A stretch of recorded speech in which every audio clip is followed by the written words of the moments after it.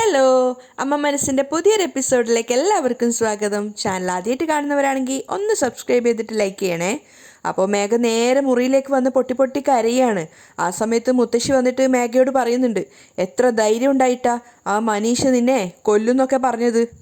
അവനൊരു അപകടകാരിയാണ് മേഘ. അവനിങ്ങനെ വെറുതെ വിടുന്നത് വലിയ തെറ്റാണ്. അവൻ്റെ കാര്യത്തിൽ എത്രയും പെട്ടെന്നൊരു തീരുമാനം എടുക്കണം, എങ്കിലേ നിനക്ക് സമാധാനം കിട്ടൂ. മുത്തശ്ശി പറയുന്നത് ശരിയാണെന്ന് മേഘയ്ക്കും തോന്നുന്നുണ്ട്. അവൾക്ക് വല്ലാത്ത സങ്കടം വരുന്നുണ്ടായിരുന്നു. അപ്പോൾ മുത്തശ്ശി പറയുന്നുണ്ട്, മഹേന്ദ്രൻ്റെ സ്വത്ത് മുഴുവൻ ഇപ്പം നിൻ്റെ പേരിലായിരിക്കുന്നത് അവൻ അറിഞ്ഞിട്ടുണ്ടാവും. എങ്ങനെയെങ്കിലും നിൻ്റെ കൂടെ ജീവിതം ആരംഭിച്ചാൽ ആ സ്വത്തുക്കളിൽ ഒരു പാതി അവനും കിട്ടുമല്ലോ എന്ന് അവൻ ആഗ്രഹിക്കുന്നുണ്ടാവും. അതിനൊരു കാരണവശാലും നീ അവസരം കൊടുക്കരുത്.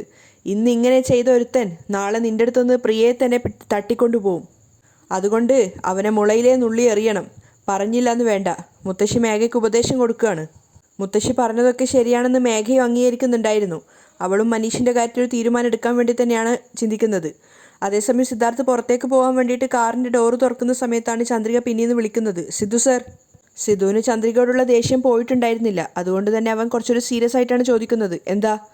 അപ്പോൾ ചന്ദ്രിക ഓടി അവൻ്റെ അടുത്തേക്ക് വന്നിട്ട് പറയുന്നുണ്ട്, സിദ്ധു സർ, ഞാൻ പറയുന്നത് തെറ്റിദ്ധരിക്കരുത്.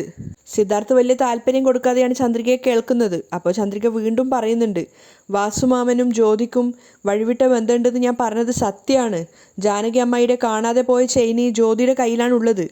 സിദ്ധാർത്ഥ് വലിയ താല്പര്യമില്ലാത്ത മട്ടിലാണ് നിൽക്കുന്നത്. അപ്പോൾ ചന്ദ്രിക വീണ്ടും പറയുന്നുണ്ട്, ഈ കാര്യം പുറത്താരും അറിയാതിരിക്കാൻ വേണ്ടിയിട്ടാണ് കർപ്പകത്തിനെ ഇല്ലാത്ത തെറ്റ് പറഞ്ഞ് പോലീസ് സ്റ്റേഷനിലേക്ക് അയക്കാൻ വേണ്ടി അവർ ശ്രമിക്കുന്നത്. ദയവ് ചെയ്ത് സാറെങ്കിലും അതിനെ അനുവദിക്കരുത്. അപ്പോൾ സിദ്ധാർത്ഥ് ദേഷ്യത്തോടെ ചന്ദ്രികയോട് പറയുന്നുണ്ട്, ഇങ്ങോട്ട് നോക്ക് ചന്ദ്രിക, പറഞ്ഞത് തന്നെ വീണ്ടും വീണ്ടും പറഞ്ഞുകൊണ്ടിരിക്കണ്ട. നിന്നേക്കാളും എൻ്റെ അച്ഛനെ എനിക്ക് നന്നായിട്ട് അറിയാം. എൻ്റെ അമ്മയുടെ മേൽ അദ്ദേഹം എത്രത്തോളം സ്നേഹം വെക്കുന്നുണ്ടെന്നും എനിക്ക് നന്നായിട്ട് അറിയാവുന്നതാണ്. ആവശ്യമില്ലാതെ അവർക്കിടയിൽ തമ്മിൽ പ്രശ്നങ്ങൾ ഉണ്ടാക്കാൻ നീ ശ്രമിക്കരുത്. ഇങ്ങോട്ട് നോക്ക്, എൻ്റെ അച്ഛൻ നീ വിചാരിക്കുന്ന പോലെ ഒരാളെ അല്ല.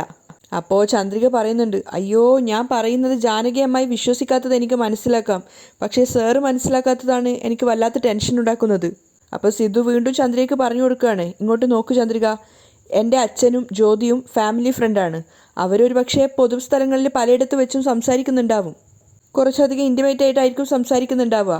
പക്ഷെ അതൊക്കെ കണ്ടിട്ട് നീ ഇങ്ങനെ വന്ന് തെറ്റിദ്ധരിച്ച് സംസാരിക്കുന്നത് ശരിയല്ല. നോക്ക്, നീ ഒരു ഗ്രാമത്തിൽ ജനിച്ചു വളർന്നൊരു സാധാരണ പെൺകുട്ടിയാണ്. ഇതൊരു പട്ടണമാണ്. ഇവിടെ ഒരു ആണും പെണ്ണും തമ്മിൽ സംസാരിക്കുന്നത് മോശമായൊരു അർത്ഥത്തിൽ മാത്രമല്ല. അങ്ങനെ ഒരു കണ്ണുകൊണ്ട് നീ കാണുന്നതാണ് തെറ്റ്. ചന്ദ്രിക, സിറ്റിയിലുള്ള കൾച്ചർ തന്നെ വേറെയാണ്. ഇവിടെ ആണും പെണ്ണും സംസാരിക്കുന്നതൊക്കെ കോമൺ ആയിട്ടുള്ള കാര്യമാണ്. അതൊക്കെ കണ്ടുവന്നിട്ട് അവർ തമ്മിൽ മോശമായൊരു വഴിവിട്ട ബന്ധമുണ്ടെന്ന് നീ പറയുന്നത് തന്നെ വലിയ തെറ്റാണ്. ചന്ദ്രികയ്ക്ക് എങ്ങനെയാണ് സിദ്ധുവിന് പറഞ്ഞ് മനസ്സിലാക്കി കൊടുക്കേണ്ടതെന്ന് അറിയില്ലായിരുന്നു. അവൾ വീണ്ടും റിക്വസ്റ്റ് ചെയ്യാണ്, സർ, അവർ തമ്മിൽ വഴിവിട്ട ബന്ധം തന്നെയാണുള്ളത്. അങ്ങനെ പല സ്ഥലത്ത് വെച്ചും പലയിടങ്ങളിലും ഞാൻ അവരെ മോശമായിട്ട് കണ്ടിട്ടുണ്ട്. പല സ്ഥലത്ത് വെച്ചും വാസുമാമനെ ഞാൻ വഴക്ക് വരെ പറഞ്ഞിട്ടുണ്ട്. അതൊക്കെ കേൾക്കുമ്പോൾ സിദ്ധാർത്ഥിന് വല്ലാത്ത ദേഷ്യം തോന്നുകയാണ്. ദയവ് ചെയ്ത് എന്നെ വിശ്വസിക്കൂ സർ. ചന്ദ്രിക വീണ്ടും റിക്വസ്റ്റ് ചെയ്യുമ്പോൾ സിദ്ധു പറയുന്നുണ്ട്, ചന്ദ്രിക, ഇനി ഒരു പ്രാവശ്യം കൂടി എൻ്റെ അച്ഛനെക്കുറിച്ച് മോശമായിട്ട് സംസാരിക്കരുത്. ചന്ദ്രികയ്ക്കൊരു അവസാന മുന്നറിയിപ്പ് കൊടുത്തിട്ട് സിദ്ധു വേഗം തന്നെ കാറിൽ കയറിയിട്ട് പോവുകയാണ്. ഇനി എങ്ങനെയാണ് സിദ്ധുവിന് പറഞ്ഞ് മനസ്സിലാക്കി കൊടുക്കാമെന്നറിയാതെ ചന്ദ്രികയും സങ്കടത്തോടെ നിൽക്കുന്നുണ്ടായിരുന്നു. സിദ്ധു കാറിൽ പോയിക്കൊണ്ടിരിക്കുമ്പോഴാണ് അവൻ്റെ ഫോൺ റിങ് ചെയ്യുന്നത്. അവൻ്റെ കൂട്ടുകാരനായിട്ടുള്ള രമേഷിനായിരുന്നു വിളിച്ചിട്ടുണ്ടായിരുന്നത്. അപ്പോൾ സിദ്ധു ഹാപ്പി ആയിട്ടാണ് ഫോൺ എടുക്കുന്നത്. രമേഷ്, എന്തൊക്കെയുണ്ടെടാ, സുഖാണോ? അപ്പോൾ രമേഷും പറയുന്നത്, സുഖാണ്. പക്ഷേ ഞാനൊരു ക്ലാരിഫിക്കേഷന് വേണ്ടിയിട്ടാണ് വിളിച്ചത്. എന്ത് ക്ലാരിഫിക്കേഷനാടാ, പറ. സിദ്ധു ചിരിച്ചുകൊണ്ട് ചോദിക്കുകയാണ്. ഏയ്, കാര്യമായിട്ടൊന്നുമില്ല. നിൻ്റെ അച്ഛൻ നിൻ്റെ അറിവിൽ ഏതെങ്കിലും ഫ്ലാറ്റ് വാങ്ങിക്കുന്നതായിട്ട് അറിയാമോ? പറ. ബസന്തി നഗറിലാണ് വാങ്ങിക്കുന്നത്. അപ്പോൾ സിദ്ധു ആദ്യം ഒന്ന് ചെറുതായിട്ട് ഞെട്ടിയിട്ടുണ്ടെങ്കിലും പിന്നീട് അവൻ കൂട്ടുകാരനോട് പറയുന്നുണ്ട്, ഏയ്, നീ എന്തൊക്കെയാണ് ഈ പറയുന്നത്? എൻ്റെ അച്ഛൻ എന്തിനാ അത്രയും ദൂരെ പോയിട്ട് ഫ്ലാറ്റ് വാങ്ങിക്കുന്നത്? അപ്പോൾ രമേശ് പറയുന്നുണ്ട്, സത്യമാണെടാ, ഇന്നലെയാണ് അതിൻ്റെ രജിസ്ട്രേഷന് വേണ്ടിയിട്ട് അദ്ദേഹം വന്നിട്ടുണ്ടായിരുന്നത്. സിദ്ധുവിന് ആകെ ഒരു കൺഫ്യൂഷൻ തോന്നുകയാണ്. അവൻ ചോദിക്കുന്നുണ്ട്, രജിസ്ട്രേഷന് വന്നിട്ട് പോയെന്നോ? അതേടാ. അപ്പോൾ സിദ്ധു പറയുന്നുണ്ട്, ഏയ്, അത് അച്ഛൻ്റെ ഫ്രണ്ട്സ് ആരെങ്കിലും വാങ്ങിച്ചതായിരിക്കും. അതിന് വേണമെങ്കിൽ ഒപ്പിടാനോ മറ്റോ വന്നതായിരിക്കും. ഇല്ലടാ, ഫ്രണ്ട്സിൻ്റെ കൂടെയാണ് വന്നതെങ്കിൽ അതൊന്നും വലിയ പ്രശ്നമില്ല. പക്ഷെ നിൻ്റെ അച്ഛൻ്റെ കൂടെ ഒരു ലേഡി വന്നിട്ടുണ്ടായിരുന്നു, അതാ ചോദിച്ചത്. രമേശ് അത് പറഞ്ഞു കേട്ടതും സിദ്ധാർത്ഥ് ആകെ ഒന്ന് ഞെട്ടിയിട്ടുണ്ടായിരുന്നു. അവൻ കാറ് പെട്ടെന്ന് സഡൻ ബ്രേക്ക് ഇടുകയാണ്. എന്നിട്ട് തിരിച്ച് ചോദിക്കുന്നുണ്ട്, ലേഡിയോ? ലേഡിയുടെ കൂടെ വന്നതെന്നോ? നീ എന്തൊക്കെയാ പറയുന്നത്? അപ്പോൾ രമേശ് പറയാണ്, അതേടാ, ജ്യോതി എന്ന പേരിലുള്ളൊരു സ്ത്രീയുടെ കൂടെയാണ് വന്നിട്ടുണ്ടായിരുന്നത്. സിദ്ധു ആകെ ഒന്ന് പതറി നിൽക്കുകയാണ്. അപ്പോൾ രമേശ് പറയുന്നുണ്ട്, ജ്യോതി എന്ന് പറഞ്ഞ അവർക്ക് വേണ്ടിയിട്ടാണ് ഫ്ലാറ്റ് വാങ്ങിച്ചത്, അതുകൊണ്ടാണ് എനിക്കൊരു സംശയമായത്, അതുകൊണ്ടാണ് ഞാൻ നിനക്ക് കോൾ ചെയ്ത് ചോദിച്ചത്. അപ്പോൾ സിദ്ധു പറയുന്നുണ്ട്, നീ പറയുന്നൊന്നും എനിക്ക് മനസ്സിലാവുന്നില്ലടാ. തലേന്ന് സംഭവിച്ച കാര്യങ്ങളൊക്കെ രമേശ് സിദ്ധാർത്ഥിന് പറഞ്ഞു കൊടുക്കുകയാണ്. ജ്യോതിയുടെ കൂടെ വാസുദേവൻ വന്നതും അവർ രണ്ടുപേരും രജിസ്റ്റർ ചെയ്യുന്ന സമയത്ത് വാസുദേവൻ എവിടെയോ കണ്ട് പരിചയമുണ്ടല്ലോ എന്നുള്ളൊരു അർത്ഥത്തിൽ രമേശൻ അയാളുടെ സർട്ടിഫിക്കറ്റൊക്കെ പരിശോധിച്ച് നോക്കുകയാണ്. അപ്പോൾ അങ്ങനെ ഉണ്ടായ കാര്യങ്ങളൊക്കെ പക്ഷേ വാസുദേവനോടൊന്നും ചോദിച്ചിട്ടുണ്ടായിരുന്നില്ല. ആ കാര്യങ്ങൾ മുഴുവൻ സിദ്ധാർത്ഥിനോട് പറഞ്ഞിട്ടുണ്ടായിരുന്നു. അപ്പോൾ സിദ്ധു എല്ലാം കേട്ടതിന് ശേഷം പറയുന്നുണ്ട്, ഞാൻ നേരിട്ട് വരാം. നീ പറഞ്ഞ ഡോക്യുമെൻറ്റ്സൊക്കെ എനിക്ക് കാണിച്ചു തരാൻ സാധിക്കുമോ? തീർച്ചയായിട്ടും. ശരി, എങ്കിൽ ഞാൻ എത്രയും പെട്ടെന്ന് അങ്ങോട്ടേക്ക് വരാം എന്ന് പറഞ്ഞ് സിദ്ധു കോൾ കട്ട് ചെയ്യാണ്. അവനാകെ കൺഫ്യൂഷനിലാണ് ഉണ്ടായിരുന്നത്. നേരെ സിദ്ധു പോയത് രജിസ്റ്റർ ഓഫീസിലേക്ക് തന്നെയായിരുന്നു. ആ സമയത്ത് മേഘയുടെ ക്യാബിനിലാണ് മനോഹർ ഉണ്ടായിരുന്നത്. അപ്പോൾ മനോഹരൻ മേഘയോട് പറയുന്നുണ്ട്, ഇന്നലെ ചന്ദ്രിക ജ്യോതിയെ കൂട്ടിക്കൊണ്ട് വന്നിട്ട് വാസുദേവനെയും ജാനകിയും തമ്മിൽ ഡൈവോഴ്സ് ചെയ്യിക്കാമെന്ന് വിചാരിച്ചതാണ്. പക്ഷേ ജാനകി ചേച്ചിയാണെങ്കിൽ ജ്യോതിയെ എനിക്ക് നേരത്തെ തന്നെ അറിയാമെന്നും പറഞ്ഞിട്ട് ചന്ദ്രികയ്ക്ക് ആപ്പ് കൊടുത്തല്ലേ. അത് കേട്ട സമയത്ത് മേഘയ്ക്കും ചിരി വരുന്നുണ്ടായിരുന്നു. ചന്ദ്രികയ്ക്ക് കിട്ടിയ ഒരു 8ൻ്റെ പണിയാണല്ലോ അത്. പക്ഷെ എന്നിട്ടും അവൾ മനോഹരനോട് പറയുന്നുണ്ട്, ചന്ദ്രിക ജ്യോതിയെയും കൂട്ടി വന്നിട്ടുണ്ടെങ്കിൽ അതിൻ്റെ പിന്നിൽ എന്തെങ്കിലും ഒരു കാരണം ഉണ്ടാവും. ഒരുപക്ഷേ വാസുദേവൻ അങ്കിളിനും ജ്യോതിക്കും എന്തെങ്കിലും വഴിവിട്ട ബന്ധം ഉണ്ടാവോ? ഒരു സംശയമില്ലാതില്ല. അത് കേട്ട് മനോഹരൻ പറയുന്നുണ്ട്, അയ്യോ എൻ്റെ മോളെ, അവർ വഴിവിട്ട ബന്ധം ഉണ്ടായാൽ എന്താ, ഇല്ലെങ്കിൽ എന്താ? വാസുദേവൻ സാറ് നിൻ്റെ കൂടെയല്ലേ നിൽക്കുന്നത്? അതെ. അപ്പം പിന്നെ അയാൾ തെറ്റ് ചെയ്താലും നീ അതൊന്നും കണ്ടതായിട്ട് ഭാവിക്കണ്ട. മേഘ അത് ശരിവെക്കുന്ന രീതിയിൽ നിൽക്കുകയാണ്. അപ്പം മനോഹരൻ പറഞ്ഞു കൊടുക്കുന്നുണ്ട്, ഇങ്ങോട്ട് നോക്കുമോളെ, നിനക്ക് സിദ്ധുവിനെ വിവാഹം കഴിക്കണമെങ്കിൽ വാസുദേവൻ നിനക്ക് സപ്പോർട്ടായിട്ട് എപ്പോഴും ഉണ്ടാവണം. എങ്കിൽ മാത്രമേ വാസുദേവൻ സാറ് നിനക്ക് സിദ്ധുവിനെ കല്യാണം കഴിക്കാൻ വേണ്ടിയിട്ട് മുൻകൈ എടുക്കുള്ളൂ. മുഴുവൻ കേട്ടതിന് ശേഷം മേഘ പറയുന്നുണ്ട്, നിങ്ങൾ പറയുന്നത് ശരി തന്നെയാണ്. വാസുദേവൻ മാമൻ എന്തൊക്കെ തെറ്റ് ചെയ്താലും അതൊക്കെ നമ്മൾ കാണാത്തതുപോലെ തന്നെ നിൽക്കാം. അതാണ് ശരി. മനോഹരൻ പറഞ്ഞു കൊടുക്കുന്നുണ്ട്. പെട്ടെന്നാണ് മേഘയ്ക്ക് ഓർമ്മ വന്നത്. അവൾ പുഞ്ചിരിച്ചുകൊണ്ട് പറയാണ്, അങ്കിൾ, പറമോളെ, ഇന്നലെ നിങ്ങൾ ചന്ദ്രികയുടെ കഴുത്തിന് പിടിച്ചിട്ട് അവളെ വെളിയിലേക്ക് വലിച്ചിട്ടില്ലേ? അത് കണ്ടുകൊണ്ട് നിന്നപ്പോൾ എനിക്ക് എത്രത്തോളം സന്തോഷം വന്നു എന്നറിയോ? പക്ഷേ ഒരേ ഒരു സങ്കടം. അതെന്താന്നുള്ള അർത്ഥത്തിൽ മനോഹരൻ നോക്കുമ്പോൾ പറയുന്നുണ്ട്, അവളുടെ കവിളത്ത് 2 പൊട്ടിച്ചുകൂടി കൊടുത്തിട്ടുണ്ടായിരുന്നെങ്കിൽ കുറച്ചുകൂടി സന്തോഷമായേനെ. അപ്പോൾ മനോഹരൻ പറയുന്നുണ്ട്, അതിനെൻ്റെ മോള് വിഷമിക്കണ്ട. ഇനി എന്താ, ചന്ദ്രികയെ നമുക്ക് ഇനിയും കിട്ടുമല്ലോ. അപ്പോൾ നീ പറഞ്ഞതുപോലെ അങ്കിള് അവൾക്കിട്ട് നല്ലോണം 2 പൊട്ടിച്ചും കൊടുക്കാം. സന്തോഷമായി, മേഘ പറയാണ്. അപ്പോഴേക്കും ചന്ദ്രിക അവരുടെ ക്യാബിനിലേക്ക് വന്നിട്ടുണ്ടായിരുന്നു. ചന്ദ്രിക കയറി വന്ന കണ്ടപ്പോൾ തന്നെ മേഘയും മനോഹരും പുച്ഛത്തോടെ ചിരിക്കുകയാണ്. ചന്ദ്രിക അവരെ രണ്ടുപേരെയും സൂക്ഷിച്ചു നോക്കിയതിന് ശേഷം അവളുടെ സീറ്റിൽ പോയി ഇരിക്കുന്നുണ്ട്. ചന്ദ്രികയെ പരിഹസിക്കുന്ന രീതിയിൽ അവർ വെറുതെ കളിയാക്കി ചിരിച്ചുകൊണ്ടേ ഇരിക്കുകയാണ്. ചന്ദ്രിക അവിടെ പോയി ഇരുന്നപ്പോൾ മനോഹരൻ മേഘയോട് പറയുന്നുണ്ട്, എത്ര തന്നെ കഴുത്തിന് പിടിച്ച് വെളിയിൽ തള്ളിയാലും ചിലർക്ക് നാണോ അഭിമാനമൊന്നും ഇല്ല. പിന്നെയും വലിഞ്ഞു കയറി വന്നുകൊണ്ടേ ഇരിക്കുന്നത് കാണുന്നില്ലേ മോളെ? മേഘയും മനോഹരനും കൂടിയിട്ട് ചന്ദ്രികയെ കളിയാക്കുകയാണ്. പക്ഷേ ചന്ദ്രികയും വിട്ടുകൊടുക്കുന്നില്ല. അവൾ മനോഹരനോട് പറയുന്നുണ്ട്, വീട് തുറന്നിട്ട് കഴിഞ്ഞാൽ ഇഴജന്തുക്കൾ കയറി വരുമെന്ന് കേട്ടിട്ടില്ലേ? അതുപോലെയാണ് നീ ആ വീട്ടിലേക്ക് നുഴഞ്ഞു കയറി വന്നത്, മനോഹരനോടാണ് പറയുന്നത്. അത് കേട്ട് മേഘയും മനോഹരനും ദേഷ്യത്തോടെ ചന്ദ്രികയെ നോക്കുകയാണ്. അപ്പോൾ ചന്ദ്രിക മനോഹരനോട് പറയുന്നുണ്ട്, നിന്നെ ഒരു ദിവസം ആ വീട്ടിൽ നിന്നും ഞാൻ പിടിച്ച് പുറത്താക്കും. അപ്പോൾ മനോഹരൻ കളിയാക്കി ചിരിച്ചുകൊണ്ട് പറയാണ്, ആര്? നീ വന്നിട്ട് എന്നെ ആ വീട്ടിൽ നിന്ന് പുറത്താക്കുന്നോ? ഒരു കാലത്തും അത് നടക്കില്ല. അതിനു മുൻപ് ഈ വീട് വിട്ട് മാത്രമല്ല, നാട് വിട്ടിട്ട് തന്നെ നിന്നെയും ആ മഹേന്ദ്രനും ലക്ഷ്മിയും ചേർത്തിട്ട് ഞാൻ നാട് കടത്തും. അയാൾ പറഞ്ഞു കേട്ടതും ചന്ദ്രികയ്ക്ക് നല്ല ദേഷ്യം വന്നിട്ടുണ്ടായിരുന്നു. അതുകൊണ്ട് തന്നെ അവൾ മേഘയോട് പറയുന്നുണ്ട്, എന്താ മേഘ, ഓഫീസിനകത്ത് കണ്ട ജന്തുക്കളെയൊക്കെ കയറ്റിയിരുത്തിയിരിക്കുന്നത്? ആദ്യം ഈ ജന്തുവിനെ പിടിച്ച് പുറത്താക്ക്. അത് കേട്ടതും മനോഹരൻ മേഘയോട് പറയുന്നുണ്ട്, മോളെ മേഘ.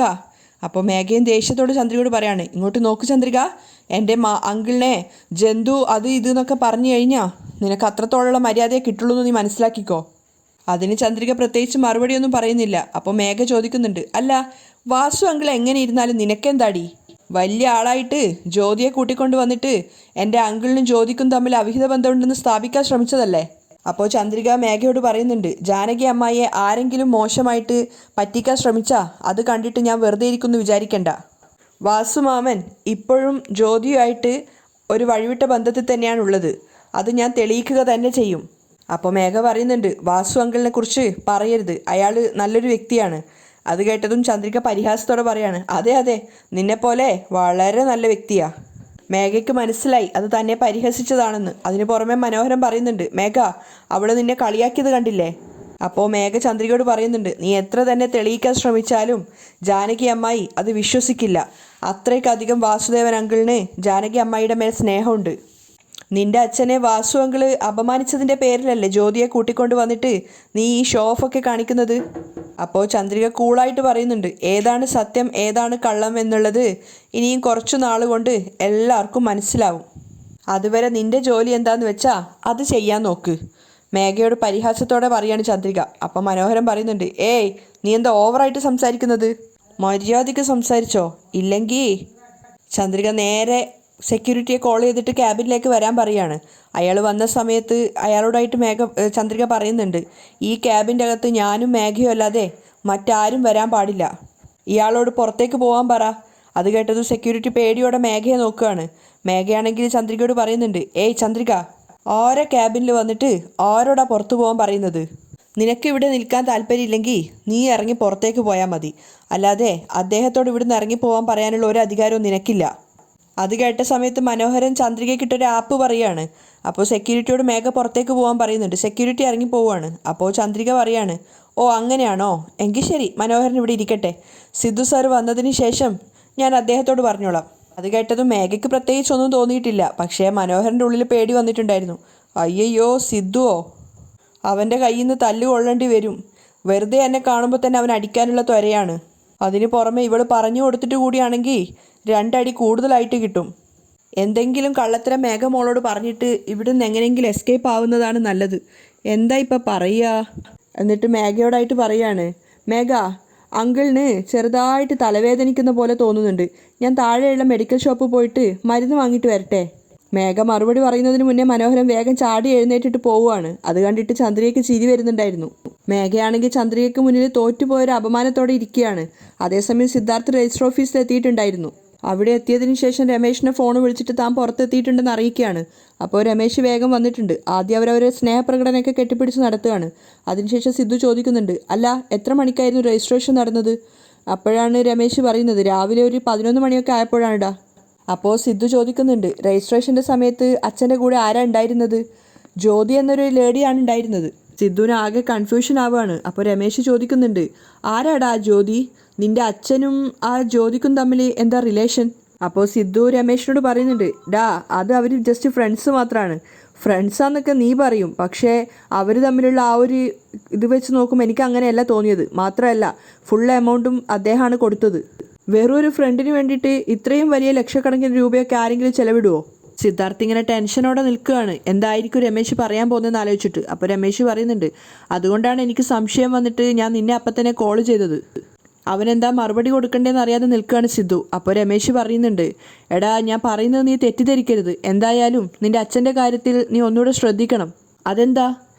ആ ജ്യോതി എന്ന് പറഞ്ഞ പെണ്ണും അവളുടെ ഏട്ടനും കാണാൻ തന്നെ അത്ര വെടിപ്പല്ല. എന്തോ നിന്റെ അച്ഛനെ ട്രാപ്പ് ചെയ്തിട്ടാണ് അവർ പണം വാങ്ങിക്കുന്നതെന്ന് എനിക്കൊരു സംശയമുണ്ട്. അതുകൊണ്ടാണ് ഞാൻ നിനക്ക് കോൾ ചെയ്തത്. അപ്പോൾ സിദ്ധു അവനോട് പറയുന്നുണ്ട്, എടാ എൻ്റെ അച്ഛൻ്റെ കുട്ടിക്കാലം തൊട്ടേയുള്ള കൂട്ടുകാരനാണ് അയാൾ. പക്ഷേ എന്നിരുന്നാലും നീ പറയുന്നത് പോലെ ഇത്രയും ലക്ഷക്കണക്കിന് രൂപയൊക്കെ കൊടുത്തിട്ട് ഫ്ലാറ്റ് വാങ്ങിച്ചു കൊടുത്തത് എങ്ങനെയാണെന്നൊന്നും എനിക്ക് മനസ്സിലാവുന്നില്ല. സാരമില്ല, എന്താണെന്ന് കാരണം ഞാൻ കണ്ടുപിടിച്ചോളാം. അത് ചെയ്യടാ ആദ്യം, അവനും പറയുന്നുണ്ട്. ആടാ, എന്തായാലും അച്ഛൻ ഒപ്പിട്ട് കൊടുത്ത ആ രജിസ്ട്രേഷൻ എന്തെങ്കിലും ഡോക്യുമെൻ്റ് പേപ്പർ ഇവിടെ ഉണ്ടോ? ഓ തീർച്ചയായിട്ടും ഉണ്ട്, വാ നീ അകത്തേക്ക് വാ. രമേശ് സിദ്ധുവിനെ അകത്തേക്ക് കൂട്ടിക്കൊണ്ടു പോവാണ്. അകത്തെത്തിയ സമയത്ത് സിദ്ധാർത്ഥിന് ആ ഒരു ഡോക്യുമെൻ്റ് രമേശ് എടുത്തു കൊടുക്കുകയാണ്. അപ്പോൾ സിദ്ധു അത് തുറന്നു നോക്കുന്ന സമയത്ത് ഹസ്ബൻഡ് വൈഫ് എന്നുള്ള രീതിയിലാണ് ജ്യോതിയുടെയും വാസുവിൻ്റെയും ഫോട്ടോ അതിനകത്ത് ഒട്ടിച്ചിട്ടുണ്ടായിരുന്നത്. അപ്പോൾ സിദ്ധു ചോദിക്കുന്നുണ്ട്, ഞാനിതിൻ്റെ ഒരു ഫോട്ടോ എടുത്തോട്ടെ എന്ന്. ഓ തീർച്ചയായിട്ടും എടുത്തോന്ന് രമേശ് പറയാണ്. അപ്പോൾ സിദ്ധു വേഗം തന്നെ അവൻ്റെ ഫോണിലേക്ക് അതിൻ്റെ ഒരു ഫോട്ടോ എടുക്കുകയാണ്. ഇനി എന്തെങ്കിലും ആവശ്യം വന്നാൽ ഞാൻ നിന്നെ വിളിക്കാമെന്ന് പറഞ്ഞിട്ട് സിദ്ധു വേഗം അവിടുന്ന് പോവുകയാണ്. രജിസ്റ്റർ ഓഫീസിൻ്റെ പുറത്തെത്തിയിരുന്നെങ്കിലും സിദ്ധു ആകെ ടെൻഷനിലാണുള്ളത്. അവൻ ചിന്തിക്കുന്നുണ്ട്, അച്ഛൻ എന്തിനായിരിക്കും ജ്യോതിയുടെ പേരിൽ ഫ്ലാറ്റ് വാങ്ങിയത്? ഫ്ലാറ്റ് വാങ്ങാൻ മാത്രം അദ്ദേഹത്തിൻ്റെ കയ്യിൽ എങ്ങനെ ഇത്രയധികം പണം? ആര് കൊടുത്തതായിരിക്കും? ഇതിനു മുമ്പ് കമ്പനിയിൽ നിന്ന് 80 ലക്ഷം രൂപ മോഷ്ടിച്ചതായിട്ട് മഹേന്ദ്രൻ അങ്കിൾ കണ്ടുപിടിച്ചിട്ടുണ്ടായിരുന്നു. ഇപ്പോൾ ഇത്രയധികം പണം വീണ്ടും എവിടെ നിന്ന് കിട്ടിയതായിരിക്കും? അച്ഛനെ ക്ലോസ് ആയിട്ട് വാച്ച് ചെയ്ത് കഴിഞ്ഞാൽ സത്യം എന്താണെന്ന് കണ്ടുപിടിക്കാൻ സാധിക്കും. സിദ്ധു അവിടുന്ന് നേരെ പോവുകയാണ്. ആ സമയത്ത് ജാനകി കുളിച്ചു വന്നിട്ടുണ്ടായിരുന്നു. അപ്പോഴേക്കും വാസുദേവൻ അങ്ങോട്ടേക്ക് വന്നിട്ട് ജാനകിയോട് ചോദിക്കുന്നുണ്ട്, കുളിച്ചതിന് ശേഷം സാമ്പ്രാണി തലയിൽ ആക്കിയോ എന്നൊക്കെ ചോദിക്കുന്ന സമയത്ത് ഇന്നൊരു ദിവസമല്ലേ വേണ്ടെന്നൊക്കെ ജാനകി പറയാണ്. അതൊന്നും പറ്റില്ല എന്ന് പറഞ്ഞിട്ട് വാസു തന്നെ പോയിട്ട് സാമ്പ്രാണി എടുത്ത് കൊണ്ടുവന്ന് കത്തിച്ച് ജാനകിയുടെ മുടിയിലൊക്കെ ആക്കി കൊടുക്കുന്നുണ്ട്. അപ്പോൾ ജാനകിക്ക് മുടിക്ക് ജട കെട്ടി എന്നൊക്കെ പറഞ്ഞ് വാസു തന്നെ മുടിയൊക്കെ ചീവി കൊടുക്കുകയാണ്. അപ്പോൾ ജാനകി കരഞ്ഞുകൊണ്ടിരിക്കുന്നുണ്ടായിരുന്നു. വാസു കണ്ണാടി നോക്കുമ്പോൾ ജാനകി കരയാണ്. എന്തിനാ കരയും ചോദിക്കുന്ന സമയത്ത് ജാനകി സങ്കടത്തോടെ പറയുന്നുണ്ട്, ഒരു ചെറിയ കുട്ടിയെ പോലെയാണ് ഏട്ടൻ എന്നെ നോക്കുന്നത്. എന്നിട്ട് ചന്ദ്രിക വന്നിട്ട് നമ്മളെ തമ്മിൽ വേർപിരിപ്പിക്കാനല്ലേ ശ്രമിച്ചത്. എൻ്റെ ഏട്ടൻ ഇങ്ങനെ ഒരു മോളുണ്ടായി എന്ന് ഓർക്കുമ്പോൾ തന്നെ എനിക്ക് വല്ലാത്ത സങ്കടവും കുറ്റബോധവും ഒക്കെ തോന്നുന്നു എന്നൊക്കെ പറയുന്ന സമയത്ത് വാസു പറയുന്നുണ്ട്, അതിന് നിൻ്റെ ഏട്ടൻ വലിയ നല്ല ആളാണോ? ഇന്ന് നീ ഈ വീൽ ചെയറിൽ ഇരിക്കാൻ തന്നെ കാരണം നിൻ്റെ ഏട്ടനല്ലേ? എന്നിട്ട് അത് ആരോടും പറയണ്ടെന്നും പറഞ്ഞ് ഇത്രയും വർഷം നിന്നെ ബ്ലാക്ക് മെയിലും ചെയ്തു. അച്ഛൻ്റെ ബുദ്ധിയല്ലേ മോക്കും ഉണ്ടാവുള്ളൂ, വാസു പറയാണ്. അപ്പോൾ ജാനകി പറയുന്നുണ്ട്, എനിക്ക് ഈ ലോകത്തിൽ മറ്റാരും വേണ്ട, എൻ്റെ ഏട്ടൻ മാത്രം മതി. നിങ്ങൾ ഒരാൾ മാത്രം എൻ്റെ ജീവിതത്തിൽ മതി. നിങ്ങളെ എന്നിൽ നിന്നും വേർപിരിപ്പിക്കാൻ വേണ്ടിയിട്ട് ആ ചന്ദ്രിക ശ്രമിക്കുന്നത് നോക്ക്. ഒരു കാലത്തും അവളോട് ക്ഷമിക്കാൻ പാടില്ല. ചന്ദ്രിക എന്നല്ല, ഈ ലോകത്ത് ആര് തന്നെ നിങ്ങളെപ്പറ്റി മോശമായിട്ട് പറഞ്ഞാലും ഞാനത് വിശ്വസിക്കില്ല. നിങ്ങളെ ഞാൻ എൻ്റെ ദൈവത്തെ പോലെയാണ് കാണുന്നത്. അപ്പോൾ വാസുവിന് വല്ലാത്ത സന്തോഷം തോന്നുകയാണ്. അതേസമയം കാറിലിരുന്നു കൊണ്ട് സിദ്ധാർത്ഥ് ചിന്തിക്കുന്നത് ചന്ദ്രിക അന്ന് പറഞ്ഞ കാര്യങ്ങളാണ്. കാരണം വാസുദേവൻ ജാനകിയെ ചതിക്കുന്നതാണെന്നും ആ മാല ജ്യോതിയുടെ കഴുത്തിലുള്ളത് അവൾ നേരിട്ട് കണ്ടെന്ന് പറഞ്ഞതൊക്കെയാണ് സിദ്ധുവിൻ്റെ മനസ്സിലേക്ക് ഓർമ്മ വരുന്നത്. ഈ സത്യം പുറത്തു പോവാതിരിക്കാൻ വേണ്ടിയിട്ടാണ് കർപ്പകത്തിൻ്റെ പേരിൽ കുറ്റം ചാർത്താൻ ശ്രമിക്കുന്നത്. ദയവ് ചെയ്ത് നിങ്ങളെങ്കിലും അതിന് അനുവദിക്കരുത് സർ. ചന്ദ്രിക പറഞ്ഞ കാര്യങ്ങളൊക്കെ സിദ്ധുവിൻ്റെ മനസ്സിൽ വരുന്നുണ്ട്. അതിന് പുറമെ രജിസ്റ്റർ ഓഫീസിൽ വെച്ച് ഇപ്പോൾ കണ്ട ഡോക്യുമെൻറ്റും. സിദ്ധുവിന് ആകെ കൂടെ വാസുദേവൻ്റെ മേലെ സംശയം തോന്നി തുടങ്ങിയിട്ടുണ്ടായിരുന്നു. അവിടെയാണ് ഇന്നത്തെ എപ്പിസോഡ് വൈൻഡപ്പ് ചെയ്യുന്നത്.